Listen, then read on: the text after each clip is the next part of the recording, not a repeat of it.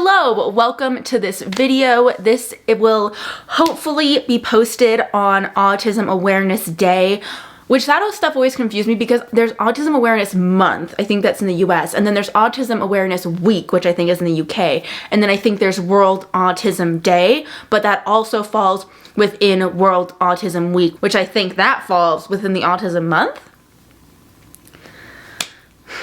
But anyways, happy that holiday. So in honor of World Autism Day, I'm making this video about autism and masking.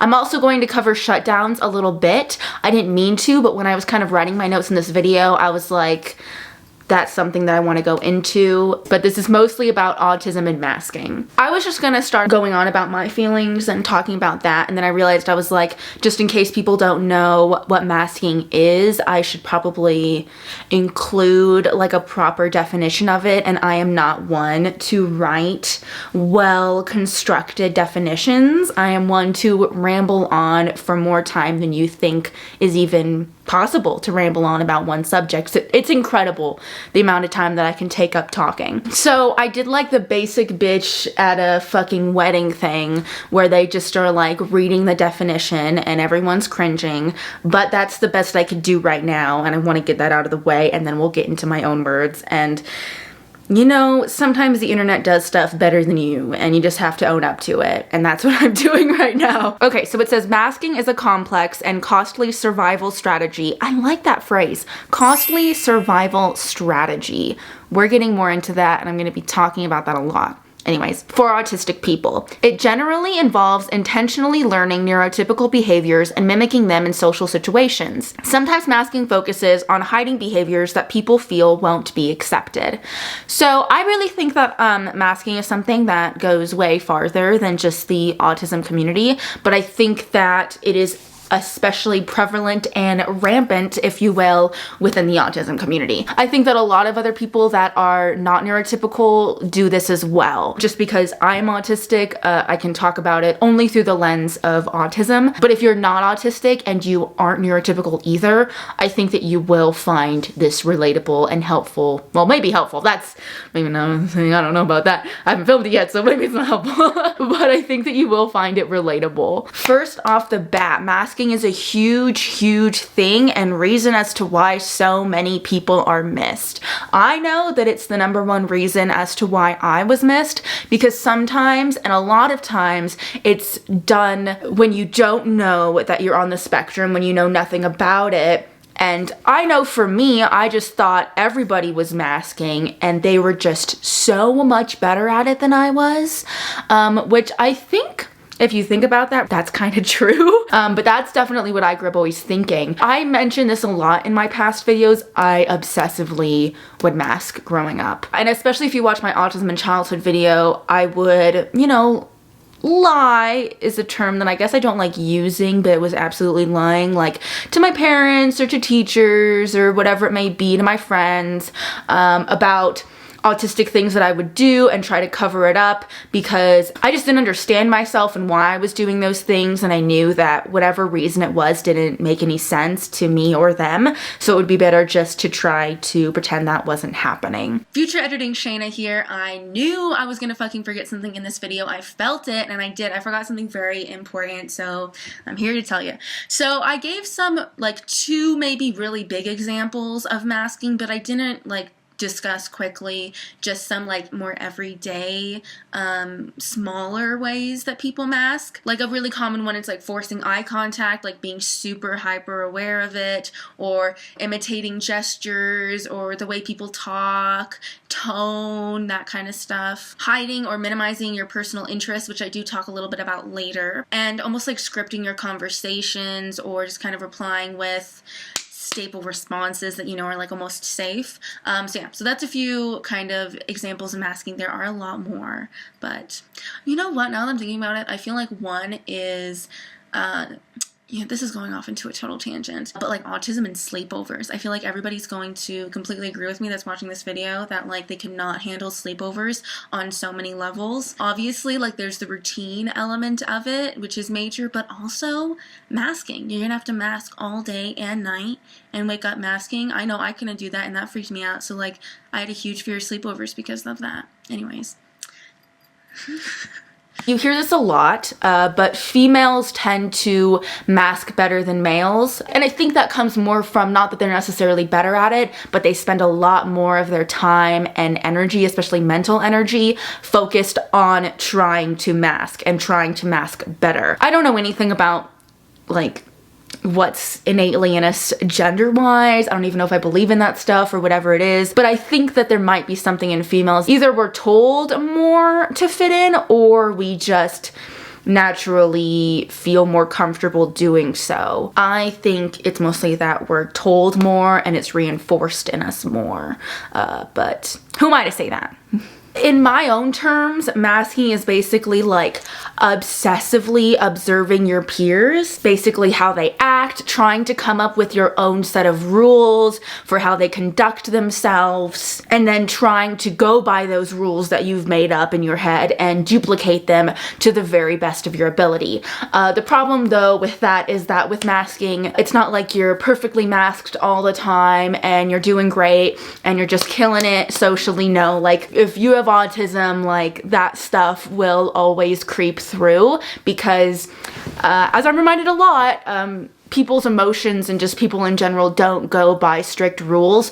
So trying to put rules on social stuff is not always going to be a 100% effective way of going about things, or that's just not going to be 100% successful. That's where embarrassment comes in for sure. I think that when I looked into masking, especially initially, I obviously related to it like so much. Like my entire childhood pretty much personality was built upon masking. When I first looked into masking, it talked a lot about mimicking neurotypical behaviors, observing groups of people, this and that is absolutely true. You do observe people like en masse or whatever, but I found that I took a more direct approach. If you know anything about astrology, I have a lot of 7th house stuff, so if you do too, you'll probably relate. That instead of trying to be like people in like the masses, which I, even not knowing I was autistic, I really didn't care to do.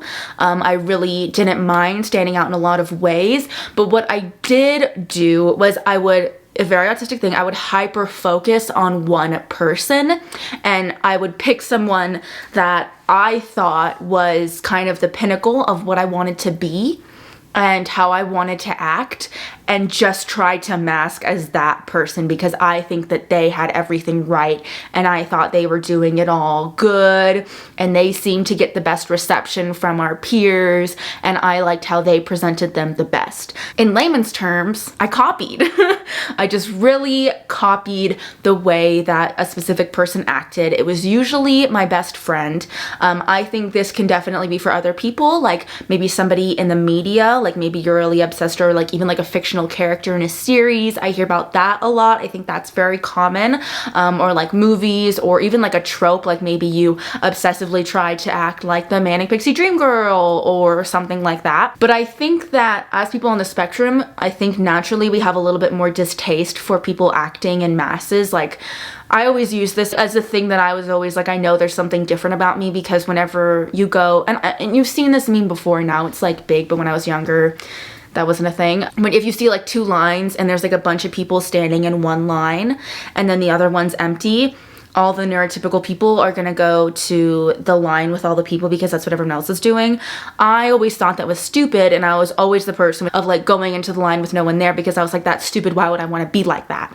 So it wasn't necessarily that I wanted to huddle to what everyone is doing in the masses, but I did hyper focus on one specific, probably neurotypical person to try to act as. And just in the way that people on the spectrum can fixate on things like hobbies and, you know, whatever obsession or thing that you like, I think people on the spectrum can also fixate on people, on a specific person. And I think that's definitely what I did. that person would become my special interest. And I have a lot of embarrassing stories. And if you're somebody that's a close friend of mine and you happen to be watching this, you're probably like, oh God, she did that to me. And you're probably right. And I'm like really embarrassed and like ashamed of that, 100% for sure. And I was embarrassed and ashamed of it at the time too. So, you know, not much has changed. I'm really sorry about that. And I'm not trying to use my autism as like an excuse for that. I'm just kind of stating the true events, you know. So maybe people feel a little bit more validated, a little less alone, you know. Like I remember, oh my God, I was the fucking worst. Like I would not want to have been my friend when I was younger. Like I remember I would take my friend's like iPod or whatever it was at the time and like just copy down like every single song that they had on their iPod and then make that on my iPod, because I was like, this is how to listen to music. And it's not that I didn't have my own music preferences. It was just that I was like trying to be the optimal person and trying to fit in the most. And I thought that person fit in the most. And I wanted to fit in the most too. And yeah.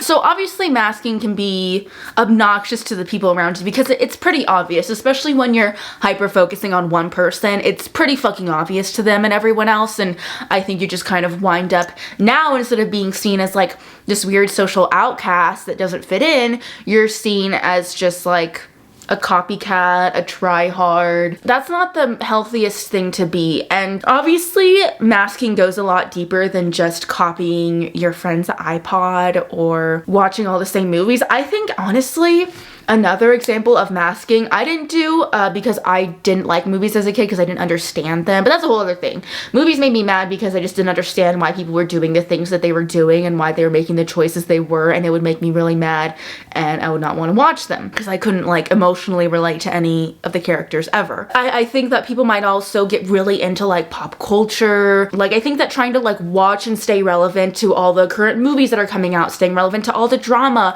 just doing all that kind of stuff when it's not coming from this earnest place of like, I'm interested, I want to know, I like being involved, but coming from this place of like, I'm just trying to fit in, I'm just trying to make sure that I know, and I'm tired of feeling confused and this and that, you know what I mean? When it comes from more of this place of like where you kind of feel like you're forcing yourself outside of your comfort zone to do something to fit in, that's when I think it becomes masking. So going back to that phrase, costly survival strategy that I mentioned at the beginning, masking can be extremely tiring and extremely taxing on the person, because you're literally just being something that you're not. You're hyper focusing on trying to put something on trying to be relatable, on trying to be likable, and just obsessing, and like you can really lose all of your mental energy to that when you should be focusing on things that are a lot more pertinent or special to you, or in reality will develop your character more. I think that because I masked for so much of my life, I'm realizing now that I really missed out on developing myself because I was so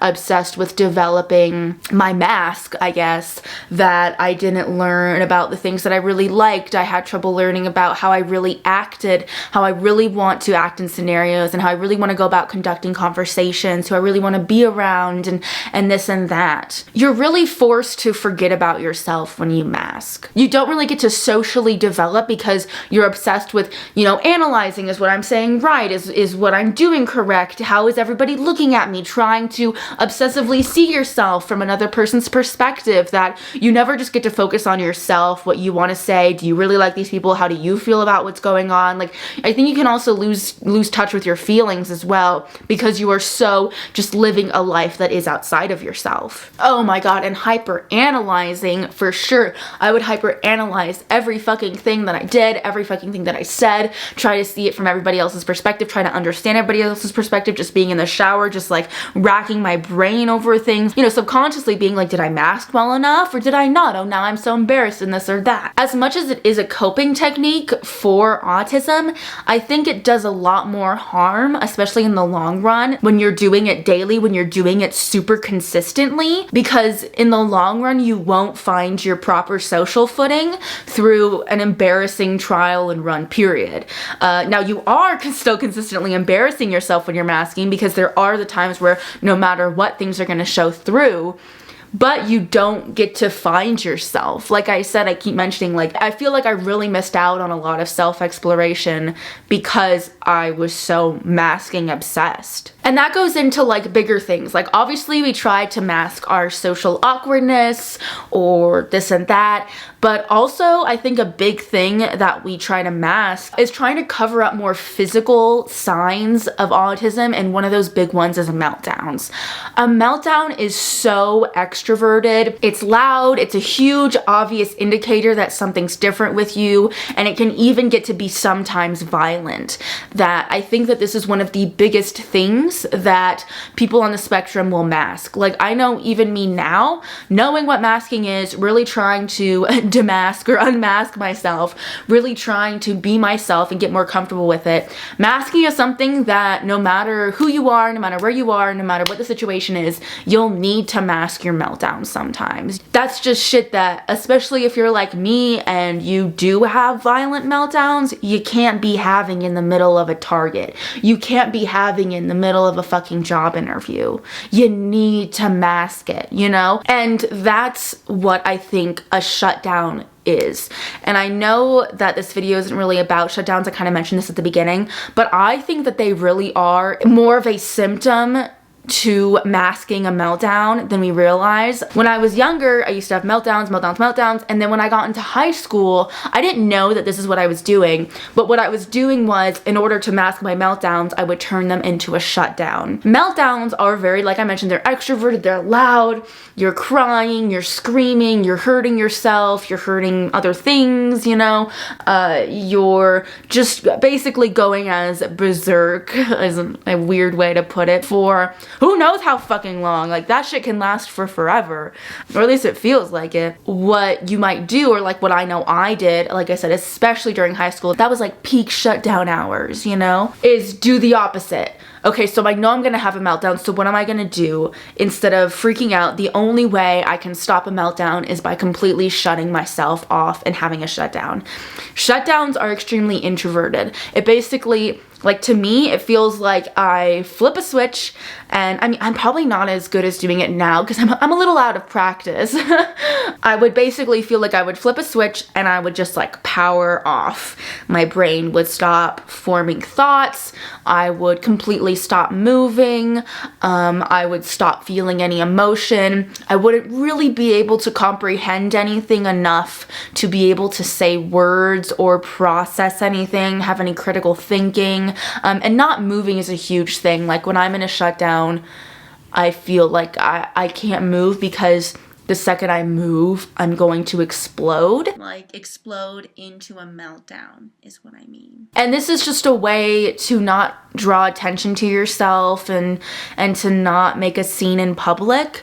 And it did work for me a bit. Like if you're having a shutdown and like, let's say you're in a class, like I was doing a lot of performing, especially from the age of like, you know, high school up until 20. So if you're not, you know, performing in front of the class and you're just an observer, a shutdown is going to go pretty unnoticed, which is good. But most of the time when you're having a meltdown, a lot of mine were having to do with just anxiety, performance anxiety, or something, whatever it might be, taking me off. And so when you're the front and center of attention of a class, you're the only one up there, and you're having a shutdown, that looks pretty weird too, because you can't respond to anything, you can't move, all you can do is literally just like, and just try to hope it all goes away. The reason why this is so harmful, I think it's pretty obvious, and it has a lot to do with masking too, and like a lot of the results of masking as well, just in like a more obvious kind of way, is that no matter what, you'll guaranteed have a meltdown either later that day or in a few days, a week in the future, and it will be even worse than the meltdown that you were going to have in the moment. And I really feel like all that stuff staying inside your body, like that's just not good. From somebody who really believes that with every health issue, there's a mental issue somehow attached to it. So that's great that you'll be able to hold it off until you're in the comfort of your own home, but it is just so damaging. I know that I had so many shutdowns when I didn't have enough time or freedom to I guess, have the meltdowns I needed, that it wasn't until I was about 21 to 22 that for that whole year, which is when I found out I was autistic, I couldn't really do anything. Because I had just so much backlogged emotional stress, and that was extremely damaging to me and set me back a year or two in my life. I really feel like it, and I really feel like that it's not until the past few months, if that I'm kind of able to restart from all that time that I had backlogged all those shutdowns. And again, the reason why this goes into masking is I think that it is a way to mask. A shutdown is a major and obvious big way to mask that causes things like having to go through years of emotional shit that you did not deal with before, which is something that absolutely happens from masking. Even if you're not having shutdowns to avoid meltdowns, like that's something that can come from masking. For sure, bro, for sure. Another thing with masking is like sometimes it's our choice. Like I was kind of mentioning that as much as it wasn't my choice, it's not like this is what I enjoy doing the most. I love masking, but it was more of a conscious choice for myself to be like, ooh, I am awkward, time to mask, or like, ooh, I'm about to fucking freak my shit out, time to mask. There are many times when masking is not a choice. I think an example of this really well in my life personally is with stimming. Basically, if you don't know, a stim is... what's the legitimate way to describe it? I'm not gonna do it well. The word stimming refers to self-stimulating behaviors, usually involving repetitive movements or sounds. So basically, like if I think of a stim, like if you go like this to try to concentrate, like normally it's through the guise if you're trying to focus, you know, shaking your leg is like a really common one, like fidgets, or even like making a noise with your mouth. Like I know that I had one for a really long time that is probably still really there. Actually, I know it's really there because I just trimmed my nails last night and they fucking looked weird as shit. I like play with like the ridges of my fingernails a lot and it creates these really weird like dips in my fingernails, but not the worst thing. It's basically to help you focus, because if not, your mind's just gonna trail off. Like usually, like I know I need like at least 2 things going on at once, or else it's hard for me to stay focused. Like that's why when I'm doing these videos, like I think somebody mentioned like I'm looking everywhere except the camera, I'm moving my hands around, I talk with my hands a lot, I'm looking down at my notes, I don't know, I'm just doing other things. I'm half the time forgetting I'm even in the middle of a sentence. Yeah. If you're like me, you're somebody who needs 2 things going on at the same time at least to stay focused on that one thing really well. And a big thing that I used to do growing up was stimming in dance class. I found ballet extraordinarily boring. So it was a huge part of my life, and the biggest note that I would always get, not that I did dancing well and didn't have other notes, I was pretty bad at ballet, but I was always fidgeting, is what everyone would call it. During everything, anything, I was constantly fidgeting, and I was always getting shit for it, because my ballet teacher especially would be like, and it was always under the guise that I'm not paying attention, I'm not focusing, I'm not doing this or that, and it's like, bitch, what they didn't understand is like, if I don't stim or fidget, like, you're really gonna get no concentration out of me. The only way I can manage standing in this classroom for an hour